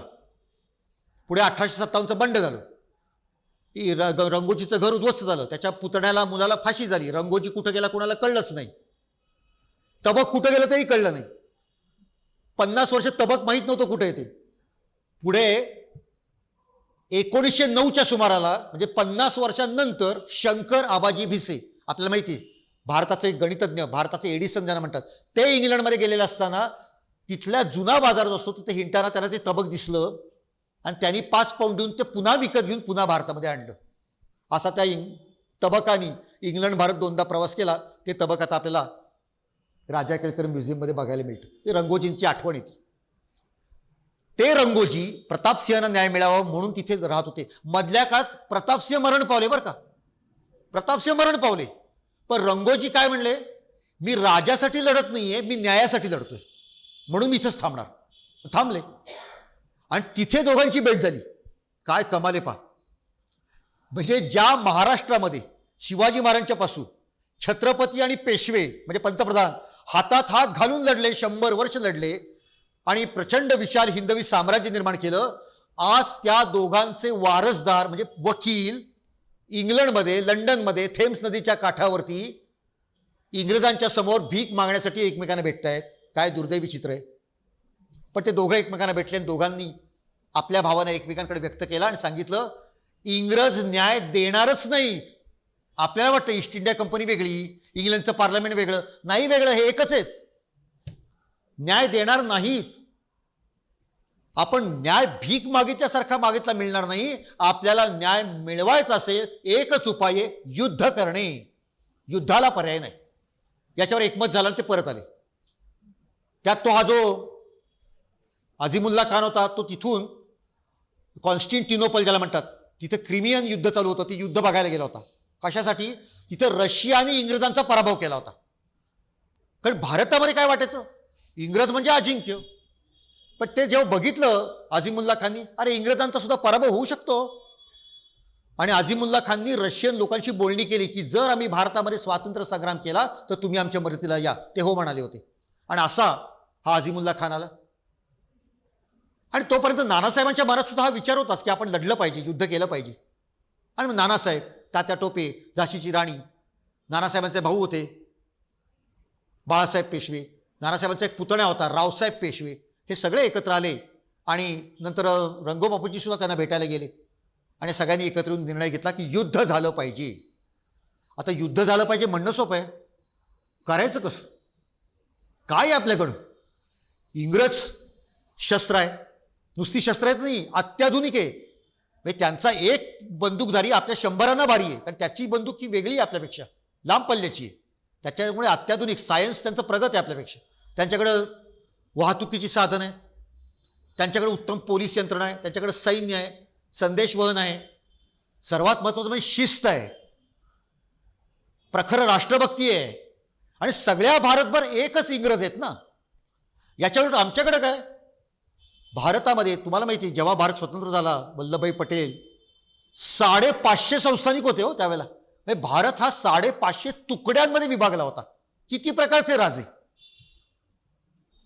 म्हणजे आम्ही भारत एक होता कुठे. समजा दक्षिणेत उठाव करायचा, बोलता कुठे येते त्यांच्याशी, हे कानडी, हे तामिळी, ते मल्याळम, ते तेलुगू, सांगायचं कसं? आम्हाला म्हणायचं ते भाषा माहीत नाहीत, एकी नाही, प्रखर राष्ट्रभक्ती नाही, प्रगत शस्त्रास्त्र नाही, दळणवळणाची साधनं नाहीत. म्हणजे सगळीकडे अडचणी आमच्याकडंच. शिस्तीचा अभाव, प्रखर देशभक्तीचा अभाव, गद्दारी, हरामखोरी रक्तामध्ये भिनलेली, आमच्याच माणसं गद्दार होणार, त्याच्यामध्ये पुढे पुढे करणार इंग्रजांच्या, हे पण दिसतंय. अशा प्रकारे प्रतिकूलता होती. पण अशाही परिस्थितीमध्ये ठरलं लढायचं, कारण इंग्रज मुठभर आहेत. इंग्रज मुठभर आहेत. तुम्हाला सांगतो त्यावेळेचे जे आकडे, इंग्रजांचं म्हणजे सैन्य होतं, त्या सैन्यामध्ये इंग्रजांची संख्या 23,000 होती आणि 2.5 लाख भारतीय होते. आता 23,000 इंग्रजांना मारणं हे काही, भारत त्यावेळेला काही कोट्यावधींचा होताच ना, अगदी 20-25 कोटींचा भारत असेल. पण 20-25 कोटींना 23,000 इंग्रजांना मारून टाकणं काय अवघड होतं काय? म्हणजे सांगताना सुद्धा आज लाज वाटते की एवढे कमी लोक आमच्यावरती राज्य करत आहेत. आणि त्यामुळे अशा प्रकारे इंग्रजांची संख्या कमी आहे आणि संपूर्णपणे अजून त्यांचा भारतावरती पकड निर्माण झालेली नाहीये. तेवढ्यातच त्यांना उखडून काढलं पाहिजे. अजून काही वर्ष गेली तर ते पक्के होतील. आणि म्हणून त्यांनी केलेला निर्णय अगदी बरोबर होता. त्यांनी शत्रूचा जो अभ्यास केला तो बरोबर होता आणि ठरलं. पण महत्त्वाचं होतं नेतृत्व कोण करणार. युद्ध करायचं पण एक नेता हवा ना. आणि नेता कोण पाहिजे, असा कोण आहे संपूर्ण भारतामध्ये की ज्यांनी सांगावं आणि इतरांनी ऐकावं. अयोध्येचा नवाब कुणाचा ऐकेल, बंगालचा नवाब कुणाचा ऐकेल, कर्नाटकाचा राजा कुणाचा ऐकेल, तामिळनाडूतला राजा कुणाचा, असं कोण आहे. आणि सगळा विचार केल्यानंतर लक्षामध्ये असं आलं की अशी एकच व्यक्ती आता भारतामध्ये आहे, ते म्हणजे नानासाहेब पेशवे. का असं नानासाहेबांनी काय कर्तृत्व गाजवलं होतं. नानासाहेबांचं कर्तृत्व काही नव्हतं, पण मागे जी 100 वर्षाची परंपरा आहे की ज्या घरामध्ये बाळाजी विश्वनाथ भट, बाजीराव, नानासाहेब, माधवराव झाले आणि संपूर्ण हिंदुस्थानचं नेतृत्व ज्यांनी केलं ते पेशवे हे आडनाव आहे ना, ते महत्वाचं. पेशव्याचा आदेश आहे मग सगळा भारत ऐकेल, हे समजावून घ्या. आपण नानासाहेबांना कुणी ओळखत नाहीये, पेशवे पेशव्यांनी सांगितलं. आणि मग लक्षात आलं की नानासाहेबच हे करू शकतात. आता नानासाहेबांचं तयारी पाहिजे ना, सोपं नाही आहे. एक तर इतकी वर्ष इंग्रजांशी मैत्रीच केली होती, खरं सांगायचं चांगले मैत्रीपूर्ण संबंध होते. आता लढायचं म्हणजे वितुष्ट येणार. आणि एवढं प्रचंड युद्ध म्हणजे जळत्या निखाऱ्यावरनं चालण्यासारखं आहे. सैन्य नाही, सेना नाही, संपत्ती नाही, संघटना नाही. असं असताना या युद्धाचं नेतृत्व आपण करायचं का, असा नानासाहेबांसमोर प्रश्न होता. पण नानासाहेबांनी निर्णय घेतला की होय, हे शिवधनुष्य मी पेलणार, मी युद्धाचं नेतृत्व करायचं. आणि त्याप्रमाणे नानासाहेबांनी तो निर्णय घेतला. आणि मग ठरलं असं, काय ठरलं, 1857च्या मे महिन्याच्या शेवटच्या दिवशी 31 तारखेला एकाच वेळेला सगळ्या भारतात उठाव करायचा आणि एकाच दिवशी इंग्रजांना हकलून द्यायचं, असं ठरलं. ही योजना ठरली. भारतात पोचवायची कशी, उघड जाता येत नाही. त्याचं जे प्लॅनिंग आहे ना, त्याचं जे नियोजन आहे ना, ते अद्भुत आहे. म्हणजे नानासाहेब, म्हणजे जसं शिवाजी महाराजांचं वर्णन काय करता येईल, हिंदवी स्वराज्याचं स्थापन करणारा, एका वाक्यात सांगायचं तर. तसं नानासाहेबांचं वर्णन करायला सांगितलं तर 1857च्या स्वातंत्र्य समराचं अखिल भारतीय नियोजन करणारा. ते नियोजन कसं केलं आज सुद्धा आपल्याला आश्चर्य वाटतं. निरोप कसे पोचवले. आणि इंग्रज काय बावट आहेत का, त्यांनी तर त्याला बिठूरच्या बाहेर जायला पण परवानगी दिली नव्हती. बिठूरच्या बाहेर जायचं नाही आणि तरीसुद्धा नियोजन करायचं, हे कसं करायचं. आणि त्याप्रमाणे नानासाहेबांनी मग तीर्थयात्रा केली. आणि तीर्थयात्रेमध्ये त्यांनी उत्तर भारतातल्या अनेक गावांना भेटी दिल्या. आणि त्या गावांमध्ये इंग्रजांना वाटलं तीर्थयात्रेला जातोय. एका इंग्रजांनी लिहिलंय बरं का पत्रात, हा नानासाहेब जर का तीर्थयात्रेला जातो तर अझीमुल्ला खान नावाचा मुसलमान बरोबर का घेऊन जातो. त्याची शंका बरोबर होती, पण त्यांनी त्याचा अभ्यास केला नाही. शिकावं हा कशाला बरोबर आहे. तेव्हा त्या ठिकाणी नानासाहेब जे जात होते ते काही तीर्थयात्रेला जात नव्हते, तर वेगवेगळ्या राजांना जायचं आणि राजांना भेटायचं आणि त्यांना सांगायचं असं असं उठावाचं ठरलेलं आहे. आणि सगळे राजे घाबरले होते, कारण फक्त ही सातारा आणि पुण्याचंच राज्य गेलं नव्हतं, अयोध्येचं गेलं होतं, झाशीचं, अनेक राज्य ही इंग्रजांनी गिळंकृत केली होती वेगवेगळ्या कारणं सांगून. आणि त्यामुळे हे सगळे आता घाबरायला लागलेले होते. आणि म्हणून त्यावेळेला त्यांना असं वाटत होतं की असं युद्ध झालं पाहिजे. आणि त्याप्रमाणे त्यांनी युद्धाची आखणी ही करायला सुरुवात केली. पहा, नानासाहेबांनी जो प्रवास केला, अझीमुल्ला खान, रावसाहेब पेशवे, लखनौ, वाराणसी, अलाहाबाद, बक्सार, जनकपूर, गया, पारसनाथ, जगन्नाथपुरी, पंचवटी, रामेश्वर, द्वारका, नाशिक, अबू, उज्जैन, मथुरा, बद्रीनाथ, कानपूर इतक्या ठिकाणी त्यांनी आपला प्रवास केलेला आहे. अशा प्रकारे प्रवास त्यांनी केला आणि बातमी दिली. आता ही सगळी जास्ती करून उत्तर भारत आहेत. दक्षिण भारतात काय करायचं. दक्षिण भारतात पत्र पाठवली, हजारो पत्र पाठवली. त्या काळामध्ये सापडली त्यातली काही पत्र इंग्रजांच्या रेकॉर्डमध्ये सापडलेली आहेत. आणि ही पत्र त्याच्यातून आपल्याला समजतं की कशा प्रकारे त्यांनी त्या पत्रातून सांगितलेलं की उठाव करा, या दिवशी उठाव करायचा आहे, संघर्ष करायचा आहे. ही पत्र गेली, पोस्टर्स लावली, पोस्टर्स, पत्रकं. आपण इथे आत्ता बसतोय ना, इकडे पलीकडे फरासखाना पोलीस चौकी आहे, तिथे बुधवार वाडा होता आणि माझ्या मागे विश्रामबाग वाडा आहे. 1857ला या दोन्ही ठिकाणी पोस्टर्स लावली होती नानासाहेब पेशव्यांची. आणि गंमत आहे ती पोस्टर म्हणजे, आपल्याला हॉटेलमधलं मेनू कार्ड माहीत असतं, एका बाजूला पदार्थ समोर त्याची किंमत. त्या पोस्टरमध्ये काय म्हणलंय, नानासाहेब पेशव्यांनी सांगितलेलं आहे पुढच्या अधिकाऱ्यांचं जर का मुंडकं तुम्ही आणलं तर नानासाहेब बक्षीस देणार आहेत. आणि पुढे काय लिहिलंय, कलेक्टर किंवा जजचं मुंडकं आणलं तर 10,000 रुपये, मेजर आणि कप्तानचं मुंडकं आणलं तर 13,000 रुपये, गव्हर्नर आणि मुख्य न्यायाधीशाचं मुंडकं आणलं तर तुम्हाला 50,000 रुपये इनाम मिळेल. मेनू कार्डच आहे इथे लावलं होतं. पुण्यामध्ये 1857ला सखाराम तुळसाजी पानबंद नावाच्या तरुणाला असं पत्रक लावल्याबद्दल फाशी झालेली. म्हणजे आपल्या पुण्यात सुद्धा बलिदान झालेलं आहे 1857ला. अशा प्रकारे हे सगळे उठाव हे त्या काळामध्ये होत होते. म्हणजे त्यावेळच्या पत्रकांमध्ये जर का आपण बघितलं तर आपण थक्क होऊन जातो. असं संदेश वहनासाठी काम केलं होतं. आणि भित्तीपत्रकात काय लिहिलं होतं? तुमच्यावर अत्याचार करणारे इंग्रज फार थोडे आहेत, त्यांना ठार करा. जर शिपाई संघटित झाले तर त्यांच्यासमोर गोरे लोक म्हणजे सागरातील एक बिंदू. त्या पोस्टरमध्ये वाक्य मी वाचून दाखवते. बंधूंनो, आपण स्वतःच परकीयांच्या तलवारीला बळी पडत आहोत. आपण जर उठाव केला तर विजय आपलाच आहे. मग कलकत्त्यापासून पेशावरपर्यंत संपूर्ण मुलूक आपलाच, असं वर्णन केलं.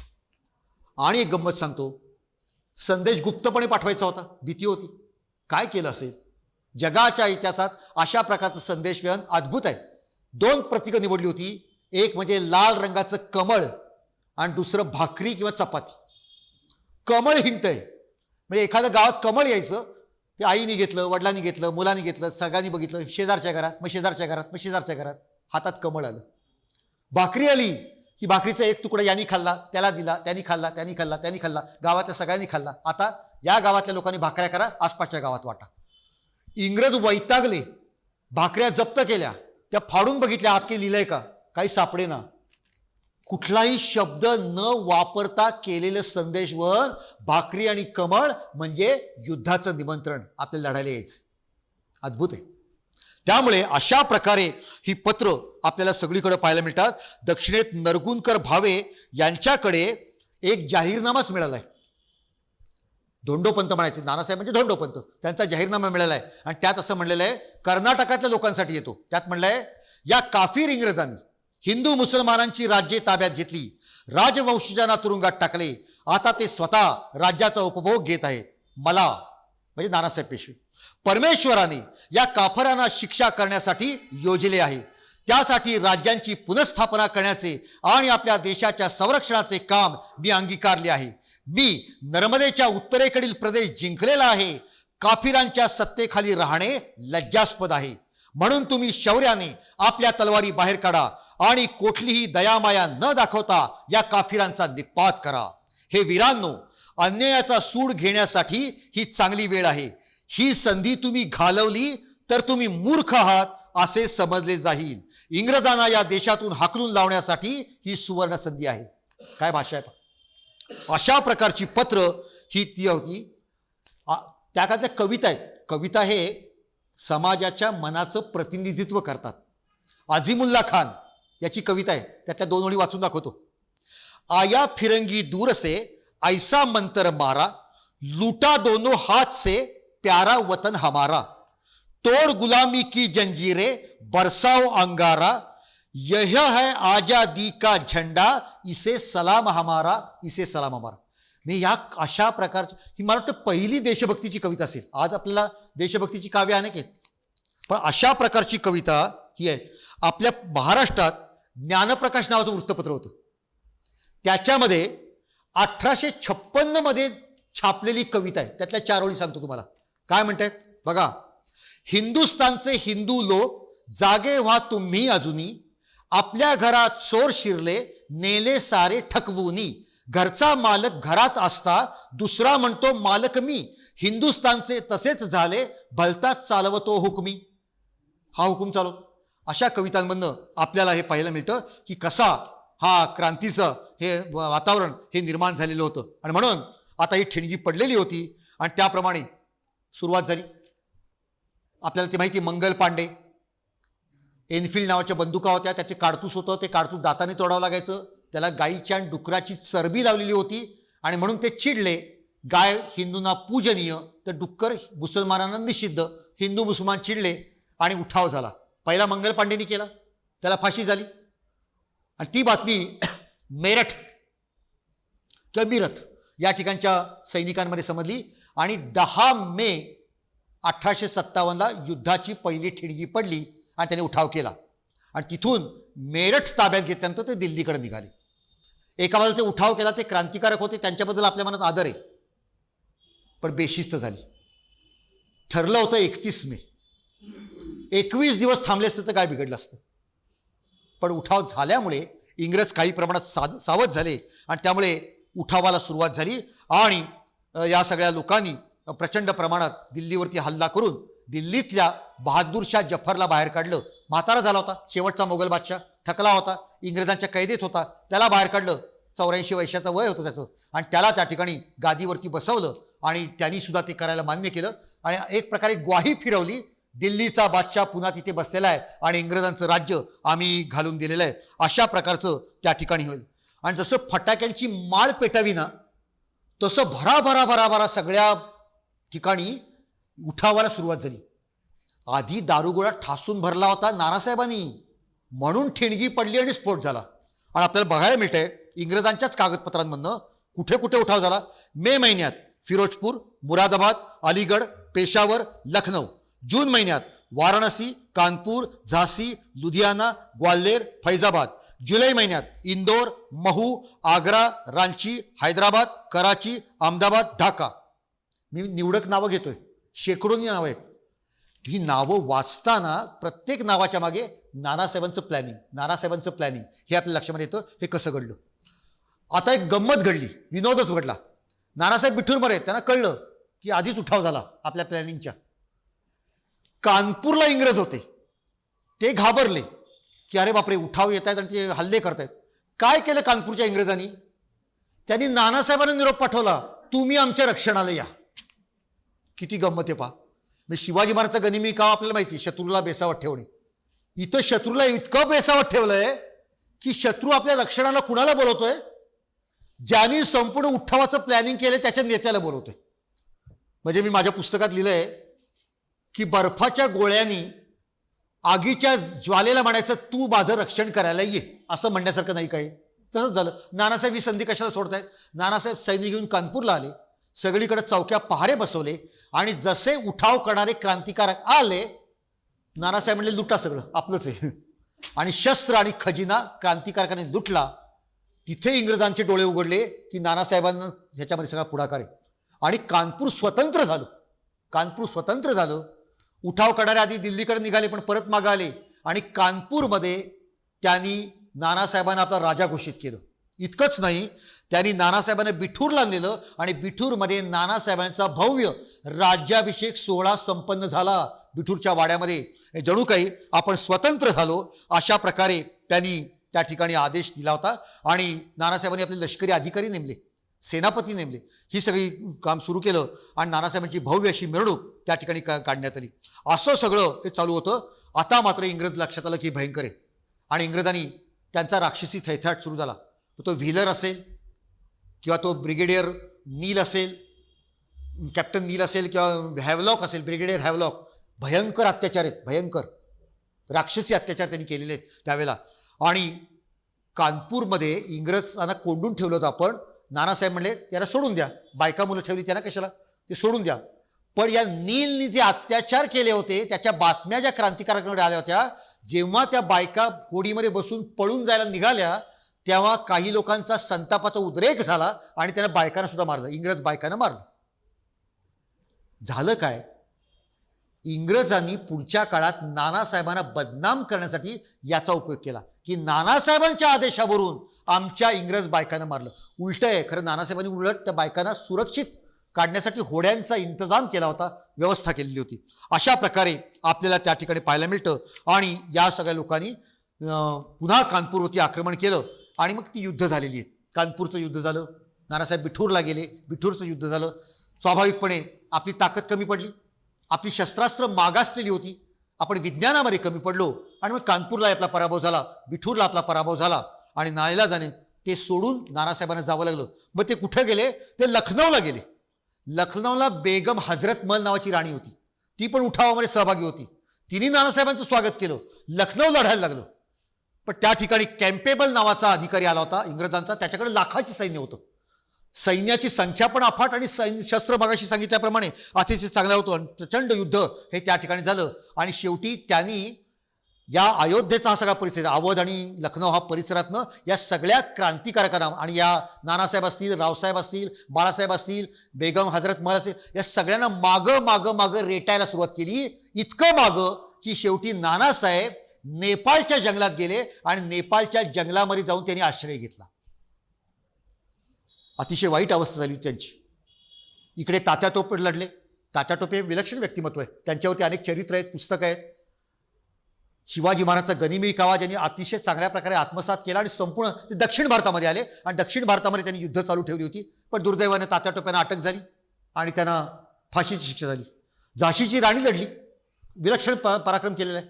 यू रोज नावाचा फार मोठा नामवंत सेनापती तिच्याशी लढायला आला, पण तिने विलक्षण संग्राम दाखवला. तो युरोज असं म्हणतो, या देशामध्ये सगळेच नामर्द, एकच मर्द, तो म्हणजे झाशीची राणी. असं कौतुक शत्रूच्या सेनापतीने करावं. पण झाशीचा ग्वाल्हेरच्या जवळ लढताना तिचा मृत्यू झाला. रानी गई सिधार चिताब उसकी दिव्य सवारी थी, मिला तेज से तेज तेज की वह सच्ची अधिकारी थी, हमको जीवित करने आई बन स्वतंत्रता नारी थी, दिखा गई पथ सिखा गई हमको जो सीख सिखानी थी, बुंदे लेहर बोलो मोसे हमने सुनी कहानी थी, खूब लढी मर्दानी वो तो झाशीवाली राणी. आणि आपल्याकडे सुद्धा मोरोपंत भारत तांब्यांनी कविता लिहिलेली आहे. रे हिंद बांधवा थांब या स्थळी अश्रू दोन ढाळी, ती पराक्रमाची ज्योत निमाली इथे झाशीवाली. असं विलक्षण शौर्य गाजून वयाच्या अवघ्या 24-25व्या वर्षी या राणीनं बलिदान केलं. आणि मग नानासाहेबांचा अखेरचा संग्राम सुरू झाला आणि ते नेपाळमध्ये गेले आणि नेपाळमधून संघर्ष सुरू झाला. आणि तिथून संघर्ष करत असताना तिथेही त्यांना अपयश आलं. नेपाळचा राजा स्वतंत्र राजा होता, हिंदू राजा होता. त्या यांना असं वाटलं नेपाळ नरेश आपल्याला साथ देईल, पण नेपाळच्या राजाला सुद्धा इंग्रजांची भीती वाटत होती आणि म्हणून त्यांनी सांगितलं इथं राहायचं नाही आमच्या परत जा भारतात. त्या त्यांची फार मोठी ओढाताण झाली आणि मग दुर्दैव नानासाहेबांचा तिथेच अखेर झाली. मित्रांनो, नानासाहेबांचा मृत्यू केव्हा झाला, कुठे झाला, कधी झाला, याबद्दल इतिहासकारांमध्ये अनेक वेगवेगळी मतं आहेत. किंबहुना नानासाहेबांच्या बद्दल असं म्हटलं जातं मृत्यूबद्दल की एखाद्या व्यक्तीबद्दल एवढी विविध मतं असणारं नानासाहेब हेच व्यक्तिमत्व आहे. मग एक जो ग्रंथ आहे ढमढेरे नावाच्या गृहस्थांनी अनुवाद केलेला, त्यात 15 शक्यता दिलेल्या आहेत. काही जण म्हणतात नानासाहेबांचा मृत्यू झाला, कुणी म्हणतात ते जर्मनीला गेले, कुणी म्हणतात अमुक अमुक बुवा किंवा साहेब आपल्याकडे जे अनेक साधू पुरुष होऊन गेले ते म्हणजेच नानासाहेब. असे वेगवेगळ्या प्रकारचे तर्क लढवले जातात, पण हे तर्क आहेत असं आपल्याला त्याच्यामध्ये पाहायला मिळतं. आणि म्हणून नानासाहेबांचा नेमका अंत कुठे झाला हे आजही आपल्याला पाहायला मिळत नाही. मित्रांनो, काही वर्षापूर्वी नेपाळला गेलो होतो. नेपाळला काठमांडूमध्ये, नेपाळची राजधानी, तिथे पेशव्यांचं मंदिर आहे. नानासाहेबांच्या घरातल्या महिला काठमांडूमध्ये राहिल्या, त्याला तिथल्या राजाने आश्रय दिला. ते मंदिर अजून तिथं आहे. मला ते सापडायला 2.5 दिवस मैल चालावं लागलं, तेव्हा ते सापडलं. आपलं मंदिर आहे, मराठी लोकांचं आहे, विष्णूची मूर्ती आहे आणि मुख्य म्हणजे त्या मंदिराच्या बाहेर शिलालेख आहे 32 संस्कृत श्लोकांचा. आणि त्या संस्कृत श्लोकांमध्ये पुण्याचं नाव आहे, सातारचं नाव आहे. इतकं छान वाटतं ना. आपल्या पुण्याचा उल्लेख काठमांडूमधल्या एका शिलालेखामध्ये बघताना एवढा आपल्या मनात आनंद उचमळून येतो, छान वाटतं. कुठे पुणं, कुठं नेपाळ, पण तिथपर्यंत आपली कीर्ती ही पसरलेली होती, याचा आपल्याला अत्यंत अभिमान वाटतो. आणि असं नानासाहेबांनी हे कर्तृत्व हे गाजून दाखवलं. मित्रांनो, नानासाहेब हे अपयशी ठरले. 1857 आपण इंग्रजांना घालून दिलं नाही, पण घालून दिलं नाही म्हणजे ते अपयशी असं म्हणणंही बरोबर नाही. आता वासुदेवंत फडक्यांचं आपण इथे चित्र लावलेलं आहे. त्यांना कुठे स्वातंत्र्य बघायला मिळालं? चाफेकर बंधूंना कुठे स्वातंत्र्य बघायला मिळालं? टिळकांना कुठे स्वातंत्र्य बघायला मिळालं? म्हणजे ते अपयशी होते काय? नाही, त्यांनी तर ज्योत प्रज्वलित करून ठेवली ना. मी कधी कधी विद्यार्थ्यांना म्हणतो की एखाद्या झाडावर 100 घाव घातले आणि 100व्या घावाला झाड पडलं, मग आधीचे 99 वाया गेले का? 100व्या घावाला झाड त्यामुळे पडलं कारण आधी 99 घातले होते.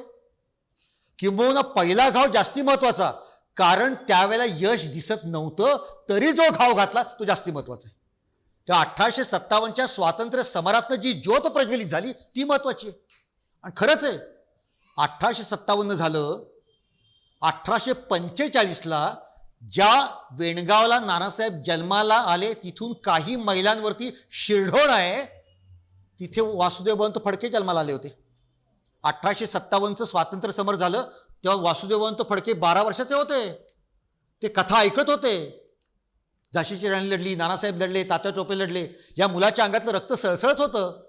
तिथे वरसई नावाचं एक गाव आहे कोकणामध्येच. त्या वरसई गावातले विष्णुपंत गोडसे गुरुजी यांनी माझा प्रवास पुस्तक लिहिलेलं आहे. कारण ते 1857 बघितलं होतं त्यांनी पुस्तक लिहिलेलं आहे, ते पण कोकणातलेच.